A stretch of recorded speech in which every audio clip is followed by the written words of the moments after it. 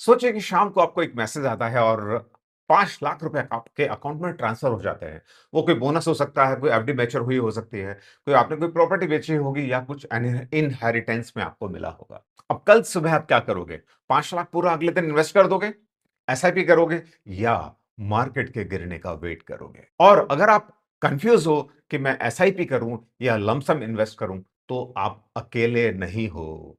लाखों इन्वेस्टर इसी सवाल का आंसर ढूंढ रहे होते हैं और उसका आंसर इंटरनेट, यूट्यूब, गूगल पे भी नहीं मिलता सही सही जो आपको सूट करता हो या आपके लिए सूटेबल हो। लेकिन एक प्रोफेशनल इन्वेस्टर वो सवाल नहीं पूछता, वो एक सवाल अलग सवाल पूछता है और इस वीडियो को देखने के बाद आप भी वही सवाल पूछो और इसी एक चेंज की वजह से आप इमोशनल इन्वेस्टिंग से लॉजिकल इन्वेस्टिंग की तरफ आ जाओगे और ये छोटा सा डिफरेंस बहुत बड़ा डिफरेंस क्रिएट करता है लॉन्ग टर्म इन्वेस्टिंग के अंदर। चलिए सबसे पहले समझते हैं कंफ्यूजन होता ही क्यों है।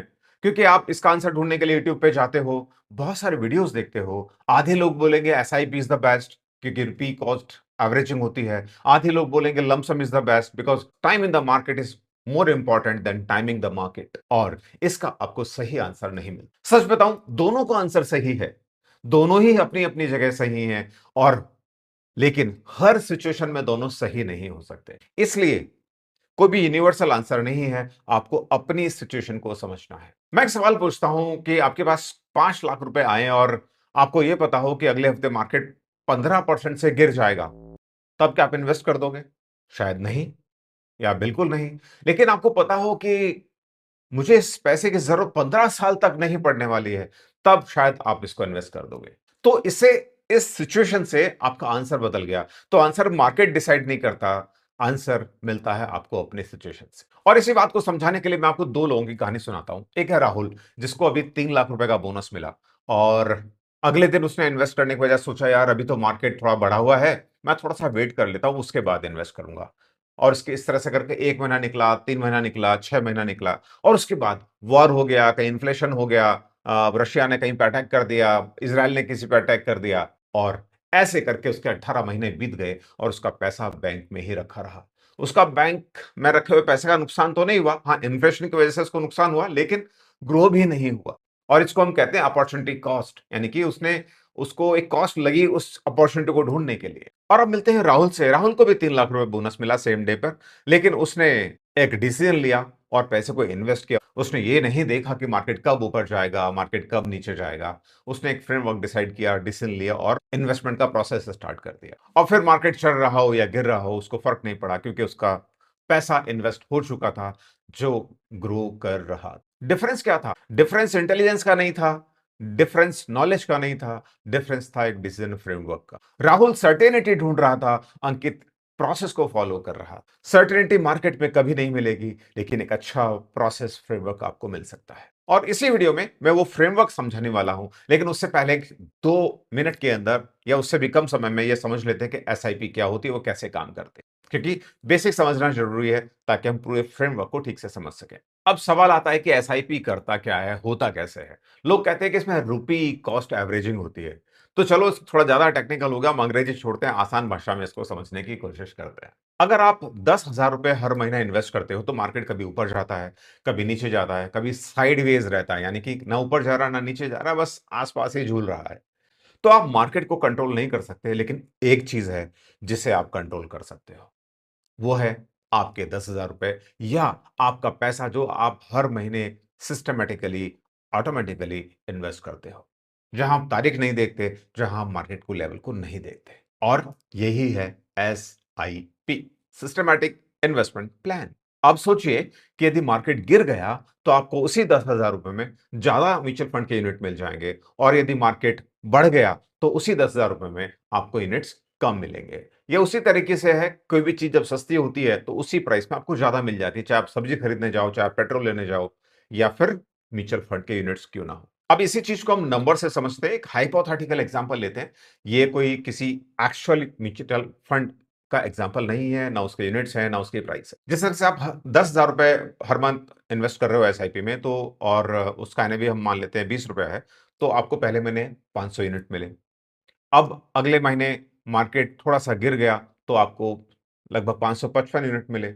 उसके बाद मार्केट थोड़ा और गिर गया, तो और ज़्यादा यूनिट मिले और मार्केट चढ़ गया, तो कम यूनिट मिले। तो इस तरह से हमने 6 महीने में टोटल ₹60,000 इन्वेस्ट कर दिया और हमको जो टोटल यूनिट्स मिले वो 3,291 यूनिट हमको मिलते हैं और हमारी जो एवरेज कॉस्टिंग आई हमारी वहाँ पे वो 18.23 उसका हमको एनएवी मिला, एवरेज एनएवी।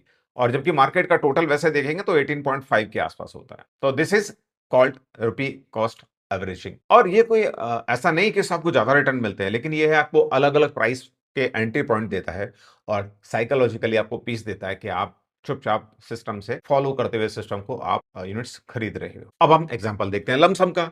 आपके पास ₹60,000 हैं और आपने पहले ही दिन ₹60,000 इन्वेस्ट कर दिए। एनएवी था उस समय ₹20 और आपको यूनिट्स मिल गए 500। अब आपने द मार्केट देखा, ना कुछ और चीज़ देखी, बस आपने इन्वेस्ट कर दिया at a time same price पर। आपने वहां कोई एवरेजिंग करने की कोई कोशिश नहीं करी। This is called lump sum investing. अब इसका मतलब ये नहीं कि लमसम खराब है।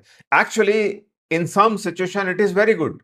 यदि मार्केट साइडवेज चल रहा है या थोड़ा सा कम चल रहा है और आपका होराइजन 10-15 साल का है, तो लमसम इन्वेस्टिंग एक अच्छा ऑप्शन हो सकता है, क्योंकि डे वन से ही आपका पैसा इन्वेस्टिंग पे लग जाता है और आपका पैसा आपके लिए पैसा बनाना शुरू कर देता है। आपका पैसा काम पे लग जाता है और ये डेटा बताता है। इसलिए कहा जाता है कि time in the market is more important than timing the market. और ये लाइन तब सही साबित हो जाती है जब आप इमोशनली उस इन्वेस्टमेंट के साथ टिक पाओ, क्योंकि जो उतार चढ़ाव आएंगे वो आप झेल पाओ। तो अब मैं आपसे एक ऑनेस्ट सवाल पूछता हूं, यदि आपने 5 लाख रुपए मार्केट में इन्वेस्ट किया और अगले ही दिन मार्केट 20% गिर गया, तो क्या आप शांत बैठोगे? और यदि इसका आंसर नो है, तो प्रॉब्लम इन्वेस्टमेंट की नहीं है, प्रॉब्लम आपके इमोशंस की है। और इन्वेस्टिंग में इमोशन भी उतना ही इंपॉर्टेंट है जितना मैथमेटिक्स, बिकॉज मार्केट में सारा गेम साइकोलॉजी और इमोशन का ही है। और इसीलिए जब मार्केट गिरा हुआ हो और आपको लगता है मार्केट और गिर सकता है, तो लोग उस समय स्टैगर्ड एंट्री करते हैं, यानी कि स्टैगर्ड इन्वेस्टिंग करते हैं, यानी कि कई टुकड़ों में, जैसे 2 से 3 टुकड़ों के अंदर वो एंट्री लेते हैं। मान लीजिए आज कुछ खरीदा, फिर मार्केट और गिर गया, तब और खरीद लिया, ताकि वो जो इमोशंस हैं, वो थोड़े से बैलेंस आउट हो जाए।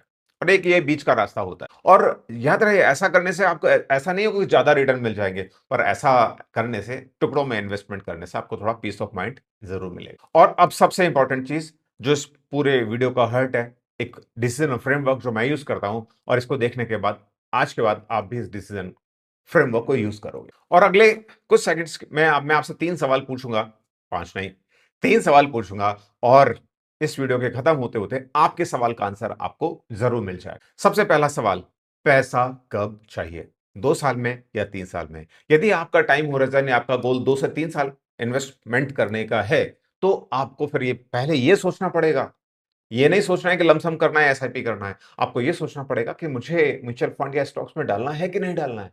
क्योंकि मेरी समझ में 2 से 3 साल का पीरियड बहुत कम है इक्विटी रिलेटेड इन्वेस्टमेंट करने के लिए। उस केस में आपको एफडी या बॉन्ड करना ज़्यादा बेटर होगा। और दूसरा सवाल है, यदि आपके इन्वेस्टमेंट करने के बाद मार्केट 20% गिर गया, तो आप पैनिक में बेच दोगे या शांति से बैठोगे? और यहाँ कुछ सही गलत कुछ नहीं है, इसका ऑनेस्ट आंसर आपको अपने आप को देना है। और तीसरा सवाल, कि पैसा आया कहाँ से? आपकी सैलरी से हर महीने आ रहा है, या आपको कोई अचानक से बोनस मिल गया है, आपकी कोई एफडी मैच्योर हो गई है, आपने कोई प्रॉपर्टी बेच दी है, या आपको कोई फैमिली का पैसा मिला है। क्योंकि मनी सोर्स के अकॉर्डिंग ही डिसीजन फ्रेमवर्क डिसाइड होगा कि आपको इसको इन्वेस्ट किस तरह से करना है। और इसीलिए प्रोफेशनल इन्वेस्टर डायरेक्टली आंसर नहीं देते, पहले सवाल पूछते हैं, जैसे 3 सवाल मैंने आपसे पूछे, और उसके बाद ही अपना कोई ओपिनियन वो देते हैं। और मुझे लगता है इन्वेस्टिंग की सबसे बड़ी गलती कोई गलत स्टॉक चूज़ करना नहीं है, एक डिसीजन फ्रेमवर्क बनाना है। यदि आपने सही डिसीजन फ्रेमवर्क चुन लिया, तो आपको रिजल्ट तो अच्छे समय के साथ मिल ही जाएँगे। अब इन तीनों सवालों को रियल लाइफ एग्जांपल के साथ हम समझते हैं, ताकि आप अच्छे से इस डिसीजन फ्रेमवर्क को समझ पाएँ। अब देखते हैं real life example, example one number 1, यानी कि पहला एग्जांपल। आपकी एक एफडी मैच्योर हुई और आपको 5 लाख रुपए मिले, और ये पैसा आपको 8 साल तक नहीं चाहिए। अब यहाँ पे 3 सवाल पूछिए। क्वेश्चन नंबर 1, क्या लॉन्ग टर्म होराइजन है? हाँ, बिकॉज़ आपको 8 साल तक इसकी ज़रूरत नहीं है। क्वेश्चन नंबर 2, क्या आप टेम्परेरी फॉल को हैंडल कर सकते हैं? अज़्यूमिंग येस, ऐसा मान लेते हैं कि आप कर सकते हैं। और तीसरा सवाल, क्या ये वन टाइम विंडफॉल है, यानी कि एक बार में आपको लमसम पैसा आया? येस। तो इस सिनेरियो में लमसम इन्वेस्टमेंट करना एक अच्छा ऑप्शन हो सकता है। अगर किसी इन्वेस्टमेंट को आप 8 साल के लिए करते हो 5 लाख रुपया और 10% आप रिटर्न एज़्यूम करते हो, तो ये रुपया लगभग 10 लाख रुपया हो सकता है। ध्यान रहे ये कोई गारंटी नहीं है, ये आपको एक समझाने के पर्पज़ से एग्ज़ाम्पल दिया गया है, एक सिनेरियो समझाने के लिए। अब यहाँ पे ये समझना ज़रूरी है कि जो शॉर्ट टर्म की जो वॉलेटिलिटी है, यानी कि उतार-चढ़ाव है, लंबा होराइज़न उसको एब्ज़ॉर्ब कर लेता है। तो इसलिए आपको उसको टेंशन लेने की ज़रूरत नहीं होती कि मार्केट शॉर्ट टर्म में गिर रहा है या बढ़ रहा है। अब दूसरा एग्जांपल लेते हैं कि आपको 5 लाख रुपए का बोनस मिला, लेकिन आप थोड़े एंग्ज़ियस इन्वेस्टर हो, यानी कि मार्केट का लेवल देख के मार्केट लाल होता है तो आप लाल-पीले हो जाते हो। तो उस केस में आपको क्या करना है? उस केस में आपके लिए बेहतर होगा कि आप उस 5 लाख को 5 टुकड़ों में बाँट दो। हर महीने 1 लाख रुपए इन्वेस्ट कर लो। इस तरीके से वो पैसा 5 महीने के अंदर जाके इन्वेस्ट होगा। हालाँकि यहाँ पे आप लमसम डे 1 को इन्वेस्ट कर देते हो तो हो सकता है ज़्यादा रिटर्न दे देता या हो सकता है कम दे देता। लेकिन 5 टुकड़ों में बाँटने से आपको एक पीस ऑफ माइंड ज़रूर मिल जाएगा। क्योंकि कई बार क्या होता है ना, मैथमेटिक्स या ग्रोथ से ज़्यादा ज़रूरी आपकी पीस ऑफ माइंड भी होती है। तो इसलिए इन्वेस्टमेंट वही अच्छा होता है जिससे आपको अच्छी नींद आ सके। और इम्पोर्टेंटली अच्छी स्ट्रैटेजी से इम्पोर्टेंट वो स्ट्रैटेजी है जिसको आप फॉलो कर सकें। अब तीसरा एग्जांपल देखते हैं जिसके अंदर एक व्यक्ति है जिसको हर महीने 10,000 रुपया बचता है अपनी सैलरी से। तो इसका मतलब ये पता चल गया कि भई वन टाइम पैसा नहीं है, हर महीने पैसा आ रहा है। तो यहाँ पे कोई सवाल या डिस्कशन बचता ही नहीं है। हर महीने 10,000 रुपए आपके पास आ रहे हैं, आपको हर महीने 10,000 रुपए का एसआईपी कर देना। और आप हर महीने 10,000 रुपए इन्वेस्ट करते हो, 10 साल के लिए 12% का रिटर्न यदि मान के चलें, तो पैसा लगभग 23 लाख रुपए के आस-पास हो जाएगा। कोई गारंटी नहीं है, एग्जांपल के लिए कंपाउंडिंग इफेक्ट को समझने के लिए मैं बात कर रहा हूँ। अब नोटिस करिए 3 एग्जांपल, 3 अलग-अलग लोग, 3 अलग-अलग सिचुएशन और उनके तीनों के अलग-अलग आंसर। क्यों? क्योंकि सिचुएशन अलग थी, इसलिए डिसीजन भी अलग था। अब बात कर लेते हैं 3 कॉमन मिस्टेक्स की जो अक्सर कर लोग करते हैं। पहली मिस्टेक वेटिंग फॉरएवर। यार अभी तो ना मार्केट थोड़ा ज़्यादा बढ़ा हुआ है ना, एक काम करते हैं ना अगले महीने देखते हैं। यार इस बार तो थोड़ा-सा हाथ टाइट हो गया, अगले महीने देखते हैं। जैसे मेरे से मेरा जो बैडमिंटन प्लेयर पार्टनर है वो पूछता है सर जिम कब से चलोगे? मैं बोलता हूँ कल से चलेंगे। फिर मेरे को अगले दिन पूछता है, मैंने कहा यार परसों से चलेंगे क्योंकि कल कभी नहीं आता।